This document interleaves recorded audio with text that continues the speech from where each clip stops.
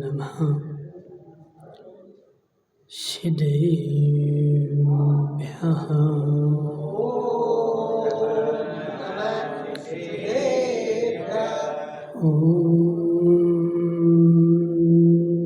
नमः सिद्धेभ्यः।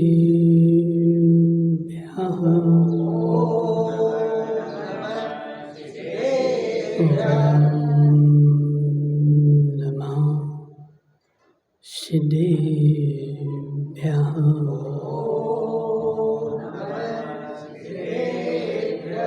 तज्जयति परम ज्योति समं समस्तैरनन्तपर्यायै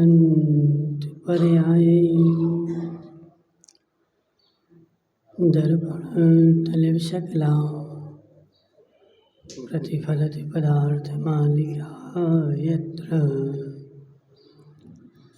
नमो अरिहन्ताणं नमो सिद्धाणं नमो आयर्याणं नमो अज्यायाणं नमो लोय सब्बिसाहुणं।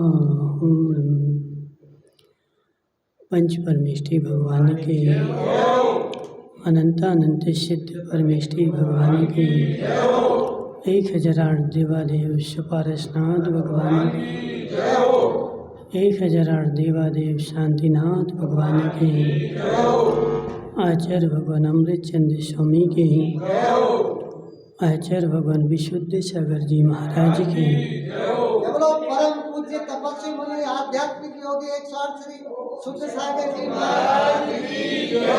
परम पूज्य चुल्लक 105 श्री एकम सागर जी महाराज की जय। समस्त मुनि संघ की जय। मनुष्य तीर्थंकर भगवान की दिव्य देशना शालवाद वाणी जयवंत हो। और अब 10 लक्षण धर्म समाप्त हो गए।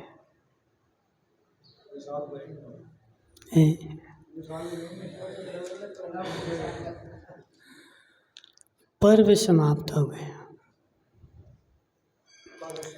क्योंकि पर्व आया था इसलिए चला गया, लेकिन वह पर्व क्षमा के साथ आया था और क्षमा के साथ ही जाएगा। संजय भाई, अब इसमें 2-2 बार क्षमा करने की आवश्यकता क्या है?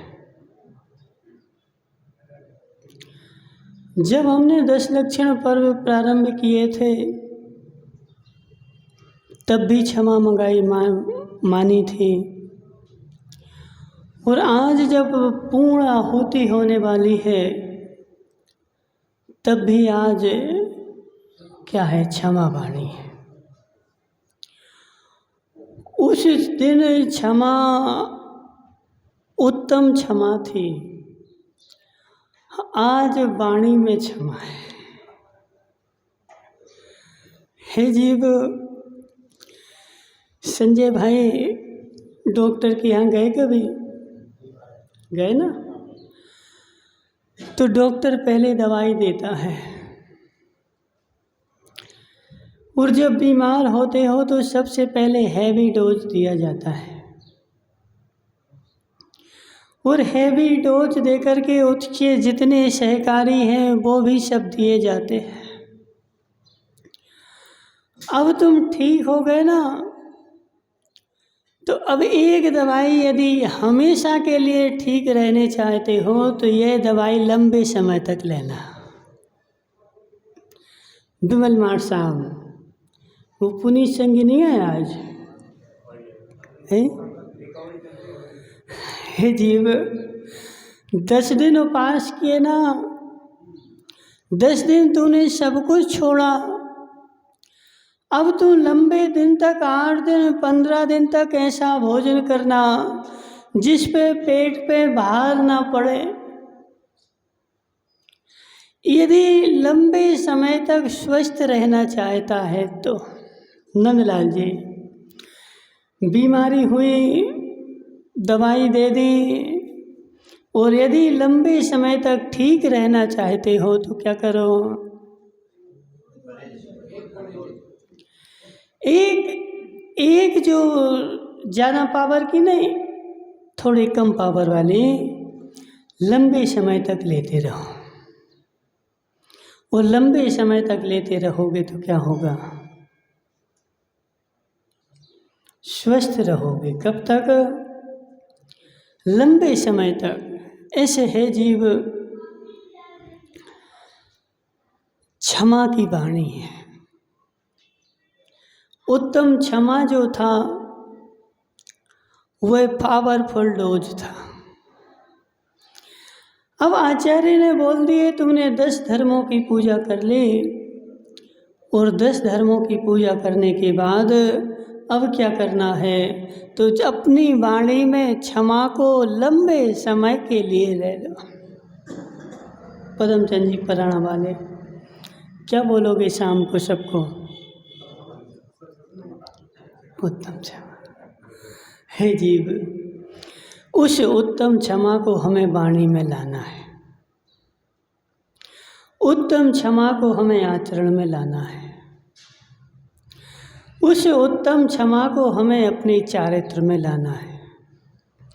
वह उत्तम क्षमा यदि चारित्र में आ गई तो मेरा चारित्र भी निर्मल, और उत्तम क्षमा यदि चारित्र में नहीं आई और कितने बड़े चारित्री बन गए तो वह मेरा चारित्र भी, नवरत्न भाई, चारित्र भी मेरा कार्यकारी नहीं है। इसलिए आज उत्तम क्षमा, पहले दिन भी क्षमा और आखिरी दिन भी क्षमा। इसका मतलब है कि धर्म की शुरुआत मेरी क्षमा से प्रारंभ हुई थी और क्षमा तक ही होगी। पहले मैंने पर जीवों को क्षमा किया था, और जब मैं मोक्ष जाऊंगा तो स्व को भी क्षमा करूंगा।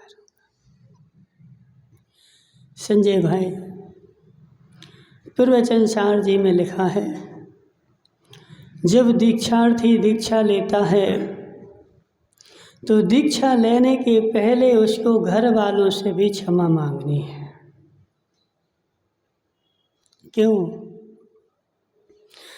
क्योंकि इन्होंने मेरे इस शरीर को पाल पोस के बड़ा किया है, और जिसने मेरे शरीर को पाला पोसा है, शरीर से मुझे बड़ा किया है, उसकी भी तो कुछ जिम्मेदारी थी। और उसकी जो जिम्मेदारी थी और वह मैं पूरी नहीं कर रहा हूँ, इसलिए मैं उससे भी क्षमा मांगूंगा। अब वह मुझे क्षमा नहीं करेगा तो क्या करोगे? मुकेश संघी, नहीं करेगा तो क्या करोगे?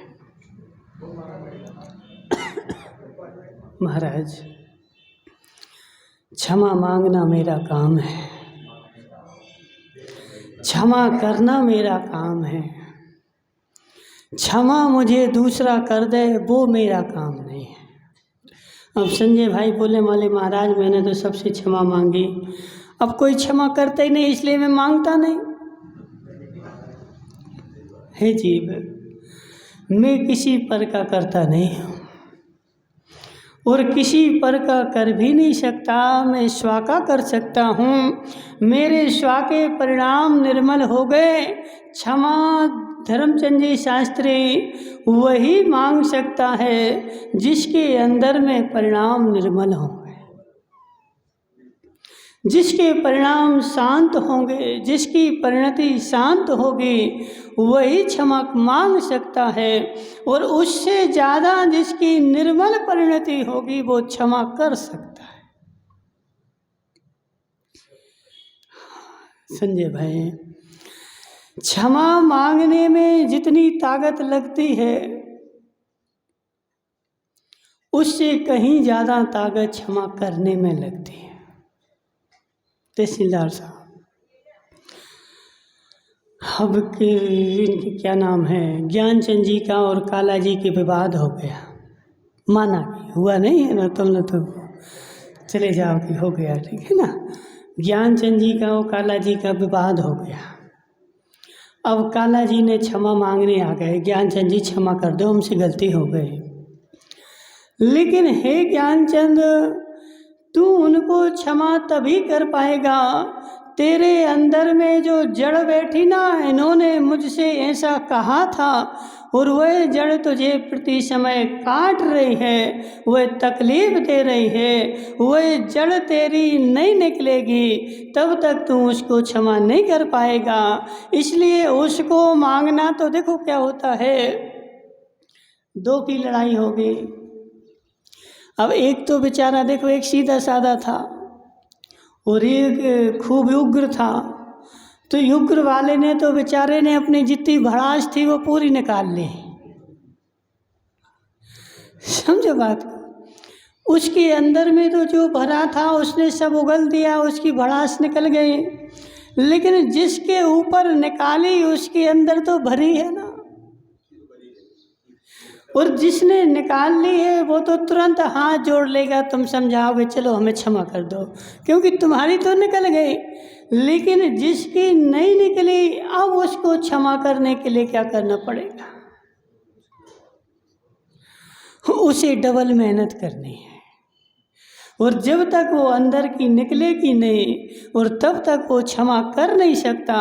इसलिए वह निकाले और बिना उसको कुछ कहे निकाले, और वह उसकी क्षमा करना होगी। इसलिए क्षमा मांगने में जितनी ताकत लगती है, क्षमा करने में उससे डबल ताकत लगती है जीव। संजय भाई करते क्षमा नवरत्न टोंगिया को। मांगना नहीं है, मांगना नहीं है, करना है। मांगना नहीं, करना है। अंदर से मेरे अंदर में उस वस्तु के स्वभाव के प्रति किंचित मात्र भी, उस व्यक्ति के प्रति किंचित मात्र भी ग्लानि बैठी है, किंचित मात्र भी द्वेष बैठा है, तो वह क्रोध ही है।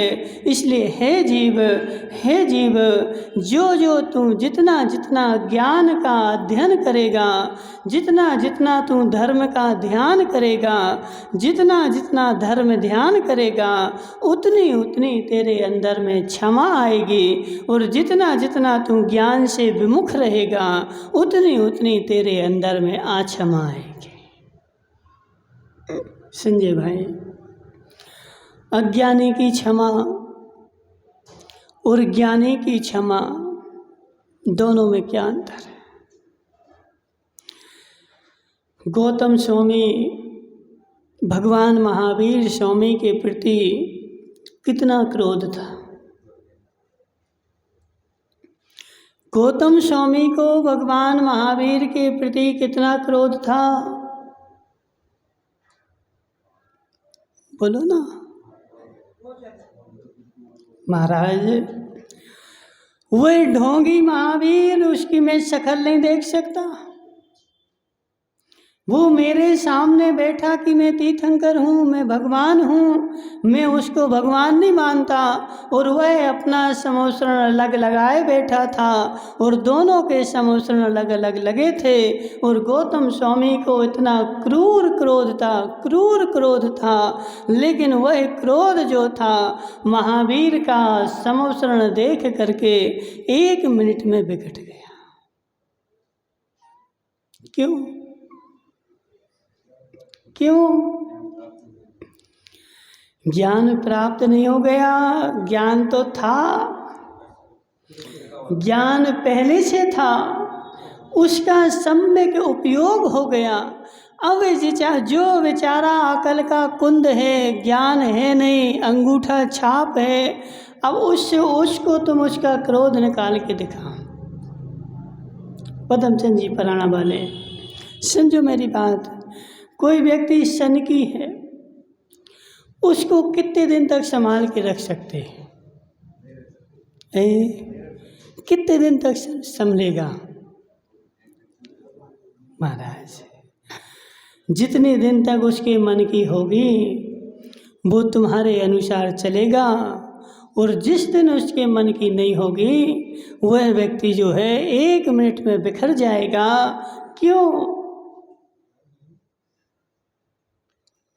हे जीव, इसलिए संजय भाई सबसे बड़ा सूत्र है, संसार में मेरा कोई शत्रु है तो है अज्ञान है, और संसार में सबसे बड़ा मेरा कोई मित्र है तो है ज्ञान है।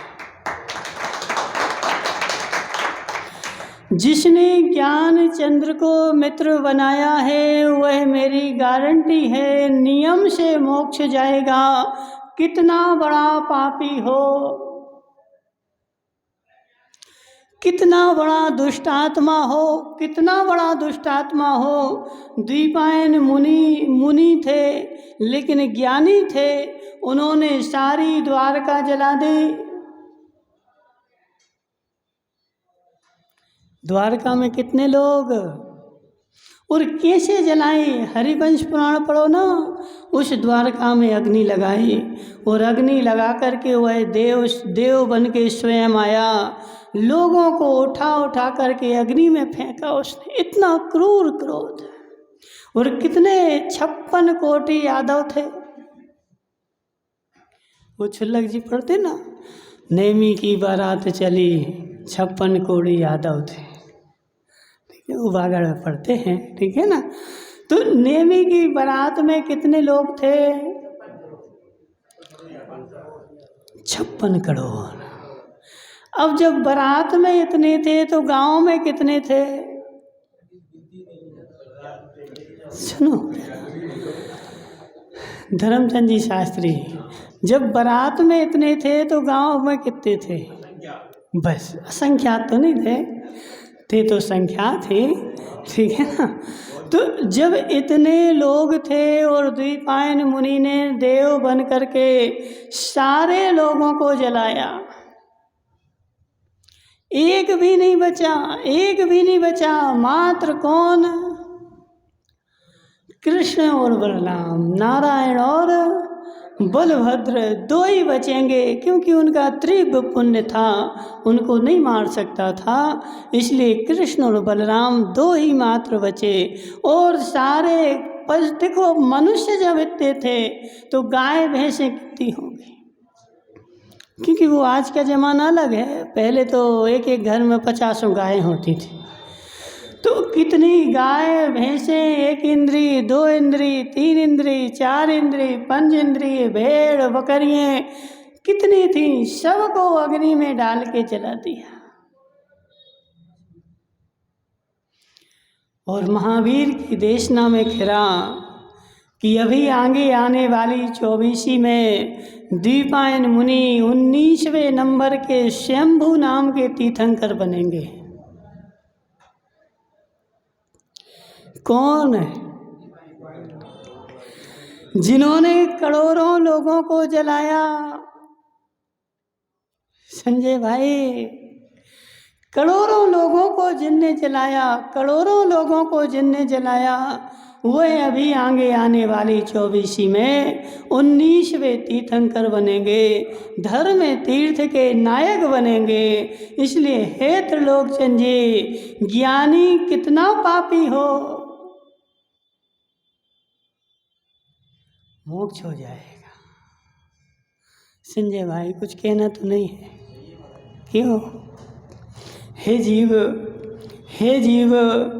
जो व्यक्ति के पास में जेब में पैसा रखा है, अब वह रास्ता कितना भटक जाए और देश के किसी भी कोने में पहुंच जाए, लेकिन जेब में पैसा पड़ा है ना, और जहां उसको सुध आएगी वहीं से अपना रास्ता बदल के और घर आ जाएगा। और जो बेचारे को ज्ञान ही नहीं है, शुद्ध बुद्ध ही नहीं है, अब पैसा भी रखा है और नहीं भी है, कोई मतलब ही नहीं, वो तो बेचारा भटकता पड़ेगा, पता ही नहीं मुझे कहाँ जाना है। ज्ञानचंद जी, इसलिए हे जीव, कितना पापी ज्ञानी हो लेकिन मोक्ष चला जाएगा, लेकिन अज्ञानी जीव कितना धर्मात्मा हो लेकिन मोक्ष नहीं जाएगा।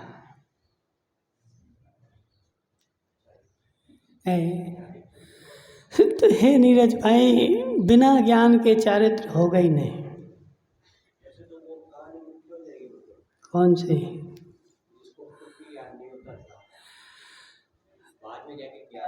देखो ज्ञान तो हुआ ना, लेकिन चारित्र भी बिना अष्ट प्रवचन मातृका के चारित्र भी नहीं होता। अष्ट प्रवचन मातृका भाव ज्ञान तो होगा, उसको द्रव्य ज्ञान नहीं है, लेकिन भावों का ज्ञान तो है। छोटा सा बच्चा 1 साल का है, उसको ये पता नहीं है कि यह अग्नि है, लेकिन यह पता है कि इसमें हाथ लगाऊंगा तो जल जाऊंगा। छोटा सा बच्चा धर्मचंद जी शास्त्री, उसको नहीं पता कि यह अग्नि, इसका टेम्परेचर कितना है, लेकिन उसको यह पता है कि इसमें हाथ लगाऊंगा तो जल जाऊंगा। इसको बोलते हैं भाव ज्ञान। तो ऐसे देखो नीरज भाई, वो भाव ज्ञान भी उसी को होगा जिसको कहीं ना कहीं पूर्व भवों में द्रव्य ज्ञान भी हुआ होगा। पूर्व भव में कहीं ना कहीं द्रव्य ज्ञान हुआ होगा, और उसको ही फिर आगे भव में वह भाव ज्ञान होगा, और निमित्त पा करके वह उसका द्रव्य ज्ञान भी उजागर हो जाएगा। क्योंकि लब्धि और उपयोग 2 प्रकार होते हैं। संजय भाई कठिन कर दें, लब्धि उपयोग बोलो ना। भावेंद्रियम, भावेंद्रिय के 2 भेद, एक लब्धि रूप, दूसरा उपयोग रूप। वो लब्धि रूप ज्ञान क्या होता है? तो लब्धि रूप ज्ञान मतलब मेरा 6 उपशम ज्ञानावरणादि 6 उपशम विशेषा लब्धि। लब्धि की परिभाषा ज्ञानावरणादि 6 उपशम विशेषा लब्धि। और उपयोग का मतलब इंद्रियों के द्वारा उपभोग करता हुआ व्यापार करे सो उपयोग। संजय भाई, तुम्हारे घर में पैसा रखा है, वही तो हो गया तुम्हारा लब्धि। और 10 का नोट लेकर के जो तुम टमाटर खरीदे, वह हो गया तुम्हारा उपयोग। ठीक है ना?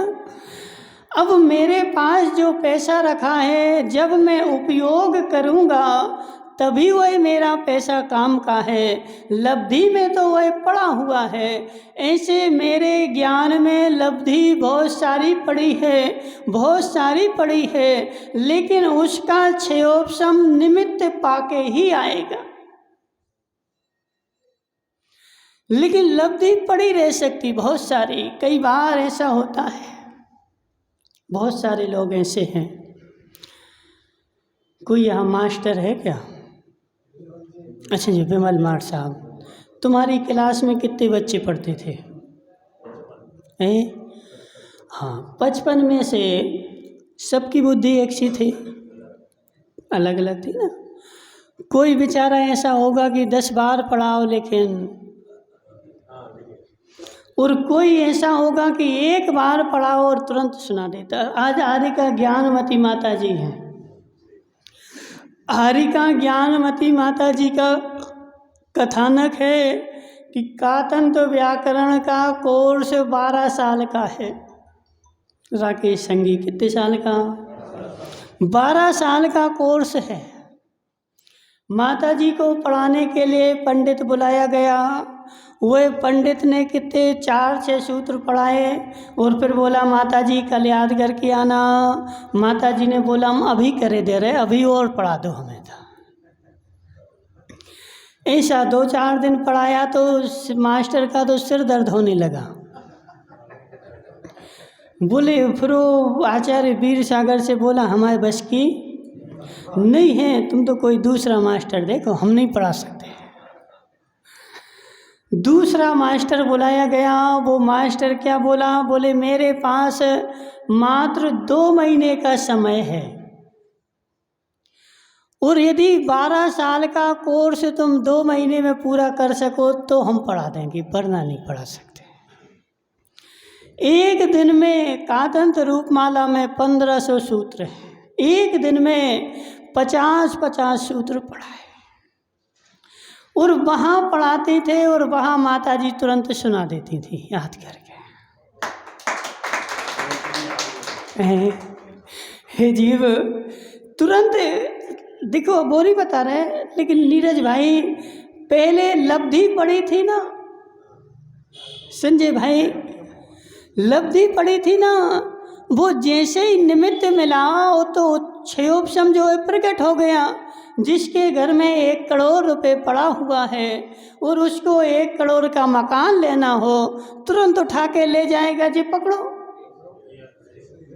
अब जिसके घर में बेचारे के है ही नहीं, अब वो 1 करोड़ का मकान खरीदेगा तो पहले मजूरी करेगा, मेहनत करेगा, कमाएगा, जोड़ेगा और जोड़ने के बाद फिर मकान खरीदेगा। ऐसे लब्धि और उपयोग जो 2 चीज़ें हैं, लब्धि मतलब मेरे पास पहले का पड़ा हुआ है, लेकिन प्रकट में वह तभी आएगा जब मुझे कोई निमित्त मिलेगा, जब मुझे कोई सहकारी काम होगा, और जब तक वह सरकारी निमित्त नहीं मिलेगा तब तक वह मिलने वाला नहीं है। अब बहुत सारे त्रिलोकचंद जी क्या करते, बेचारे बच्चे होते ना छोटे छोटे, बेचारों के पास लब्धि तो है नहीं है, अब उनको मार मार के पढ़ाएंगे, पढ़ो पढ़ो। बेचारा ज़्यादा दिमाग पे जोर देगा ना तो क्या होता है, सिर दर्द होने लगता है, माइग्रेन हो जाता है, नसें फट जाती हैं। क्यों? हे जीव, लब्धि चाहिए, पहले की लब्धि चाहिए। लब्धि मतलब वह मेरे ज्ञान का क्षयोपशम जो है वह मेरी लब्धि है, और उसको मैं जो उपयोग कर रहा हूँ वह मेरा उपयोग है। तो जिसने पूर्व भाव में लब्धि तो प्राप्त कर ली थी, विशुद्धि खूब थी, और बहुत सारे लोग देखो लब्धि पहले से लेके आते हैं। तुम्हारे सरवार सागर नवरत्न भाई कातंत्र पढ़ने बैठते थे, सिर दर्द होता था। कातंत्र लेके बैठते थे, सिर दर्द होता था। अब नहीं पढ़ना हमें कातंत्र। जी कातंत्र वो कान तंत्र बोलते थे। हमें नहीं पढ़ना जी कान तंत्र, जी रखी तुम्हारी। हे जीव, आचार्य की सभा लगती थी, बहुत सारे महाराज बोलते थे, बोले महाराज हमें जी पढ़ना है, हमें जी पढ़ना है, हमें जी पढ़ना है। आचार्य जी बोलते शांति से बैठो, पागल हो जाओगे। क्यों? हे जीव, पढ़ने के पहले लब्धि चाहिए, और वही पचा पाएगा जिसके पास लब्धि होगी, और वही उपयोग कर पाएगा। और लब्धि के लिए विशुद्धि चाहिए। महाराज लब्धि कहाँ से लाएं? तो लब्धि चाहिए ना, तो लब्धि के लिए विशुद्धि चाहिए, विशुद्धि के लिए एकांत चाहिए। हे जीव, संजय भाई, एकांत को पचाना आसान नहीं है। एकांत को पचाना आसान नहीं है। एकांत जो पचा पाएगा, एकांत जो पचा पाएगा, वह संसार में ऐसा कोई काम नहीं जो कर नहीं पाए। सबसे संसार का कठिन काम है तो एकांत पचाना। तो लोकचंद जी, शादी हो गई, क्यों करी शादी? क्यों करी शादी? महाराज अकेले मन नहीं लगता, अकेले दिन नहीं करता। हे जीव, अकेले जिनका दिन कटने लगे, एकांत में जिसका दिन कटने लगे, और एकांत में रह कर के जो मस्त रहे, किसी भी प्रकार का उसको विकार ना हो, उसको सारी सिद्धियां संसार की हो सकती हैं। लेकिन जो एकांत ना पचा सके, अभी देखो संजय भाई, संग में रहना अलग बात है और संग से अलग जाना। संग में तो 100 लोग तुम्हारे पीछे पीछे दौड़ेंगे, 1 मिनट भी कमंडल नहीं तुम्हें लेने मिलेगा, और जब अलग जाओगे तो कई बार कोई नहीं मिलेगा। अकेले कमंडल लेके जाना पड़ेगा। एक मजदूर होगा साथ में और बिहार होगा तो मजदूर साथ में चलेगा, अब तुम्हें कमंडल लेके जाना पड़ेगा। हे जीव, उस समय के अपने भाव देख, और जब 50 लोग तेरे साथ थे उस समय के भाव देख, और दोनों की तुलना करने के बाद फिर अपने आप को संभाल। समय हो गया, अपन विषय पूरा कर दें कि लब्धि और उपयोग का जो विषय चल रहा था। लब्धि मेरे पास बहुत सारी पड़ी हो सकती है, और जिसकी लब्धि बहुत सारी पड़ी है और जिस क्षण वह उपयोग में आती है, वह उपयोग में तुरंत फटाक से। बहुत सारे लोग तुमने देखे होंगे निभाई में, बेचारे बोले देखो इनके बेटे ने जब से काम संभाला तो बोले बहुत प्रोग्रेस हो गई। मनमोहन लाल जी, सर्वथा सत्य नहीं है, सर्वथा सत्य नहीं है। कई बार ऐसा भी होता है, बेचारा डोकरा जो था वो कंजूस था, जमीन में गाड़ के धन रखा था, खर्च नहीं करता था, दिखाता नहीं था। 50 रुपए की धोती पहन के पूरे गांव में जीवन भर घूमता रहा, लेकिन उसने कभी दिखाया नहीं कि मैं बड़ा आदमी हूँ। लेकिन बेटे ने जैसे काम संभाला तो उस बेटे ने वो पैसा निकाल करके और मकान खरीदे, ज़मीनें खरीदी, तो तुम्हें दिखने लगा कि अरे ये तो बहुत बड़े आदमी। देखो महावीर भाई, ऐसा भी होता है, ठीक है ना।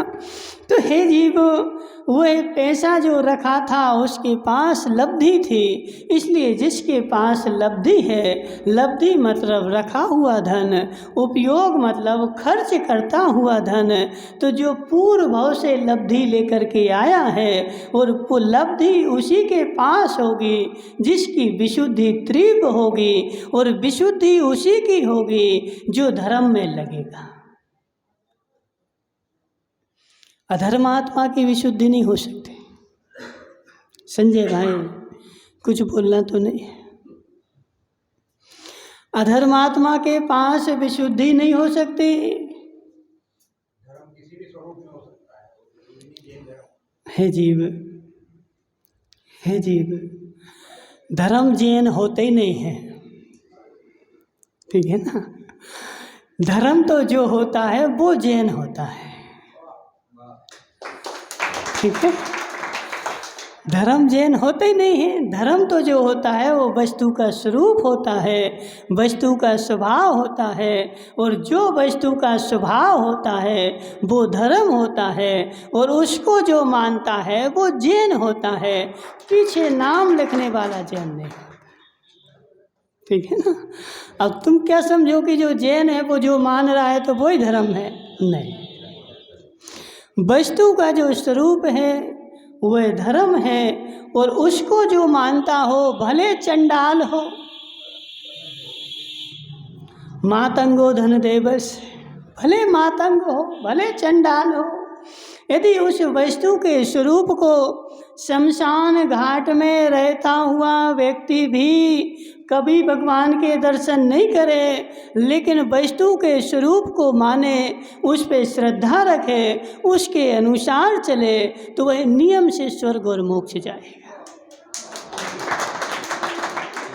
इसलिए हे जीव, हे जीव, लब्धि मेरे पास रखी हुई है, उस लब्धि का सम्यक उपयोग करेगा तो मोक्ष जाएगा और दुरुपयोग करेगा तो नरक जाएगा। लब्धि जो है वो अंदर में पड़ी रहती है और उसकी जब द्रव्य क्षेत्र काल भाव चारों प्रकट होते हैं तभी वह उजागर होती है। इसलिए नीरज भाई, शिवभूति मुनिराज के पास लब्धि तो थी, विशुद्धि तो थी, अशुद्धि नहीं थी। अशुद्धि होती यदि भावों में अशुद्धता होती तो केवल ज्ञान नहीं होता, भावों में विशुद्धि थी और विशुद्धि जो है वही लब्धि है। वो लब्धि जो है वह उनके पास पड़ी थी, इसलिए उनको केवल ज्ञान हो गया, बाहर में ज्ञान नहीं था। लेकिन वह ज्ञान जब अपन को लेना तो वह लब्धि रूप ही लेना, विशुद्धि रूप ही लेना, कि ज्ञानात्मक नहीं लेना। क्योंकि ज्ञानात्मक में तो देखो क्या होता है, अहंकार आ जाता है। अब संजय भाई अभी बोर्ड लगा दे कि निभाई के सबसे बड़े ज्ञानी तो हम ही हैं। संजय भाई, हमने जे शास्त्र पढ़ लिया, हमने जे शास्त्र पढ़ लिया, हमने जे ग्रंथ पढ़ लिया, हमने जे ग्रंथ पढ़ लिया। हे जीव, ग्रंथ तो पढ़ लिया, निर्ग्रंथ को पढ़ा कि नहीं? ग्रंथ तो पढ़ा, लेकिन इस निर्ग्रंथ चैतन्य आत्मा को पढ़ा कि नहीं? इसको पढ़ लेगा तो सारे ग्रंथ तेरे पास आ जाएंगे, और इसको नहीं पढ़ेगा तो वह मात्र तूने कागज को पलटता रहा। इसलिए हे संजय भाई, पंडित बहुत हैं, पंडित बहुत हैं, लेकिन पैसों वाले पंडितों से कल्याण होने वाला नहीं है, और पैसों वाले पंडितों का भी कल्याण होने वाला नहीं है। मात्र कल्याण किसका होगा? जो अपनी विशुद्धि के लिए स्वाध्याय करते हैं, अपने कल्याण के लिए स्वाध्याय करता है। स्वाध्याय भी दो प्रकार से करते ना। एक व्यक्ति स्वाध्याय करता है पंडिताई दिखाने के लिए, और एक व्यक्ति स्वाध्याय करता है स्व को समझने के लिए, अपनी अज्ञानता मिटाने के लिए, संसार की नहीं, किसकी? स्वयं की अज्ञानता मिटाने के लिए। तो जो स्वयं की अज्ञानता मिटाने के लिए स्वाध्याय करेगा उसका नियम से कल्याण होगा, और जो दूसरे को समझाने के लिए करेगा, अब वो शास्त्री देखो, अभी 50 शास्त्री यहाँ लेके आ जाओ और उनसे एक प्रश्न करेंगे, बेचारे सब हाथ जोड़ लेंगे, महाराज हमें नहीं आता। क्यों? क्योंकि देखो जितने पंडित हैं, बेचारे जितने पंडित हैं, वो सारे पंडितों का आज लक्ष्य ही हो गया है क्या? स्वाहा स्वाहा। संजय भाई, और वह अपना सारा ध्यान भी किस ओर देते हैं कि ऐसा स्वाहा करवाओ कि लोगों को आहा हो जाए।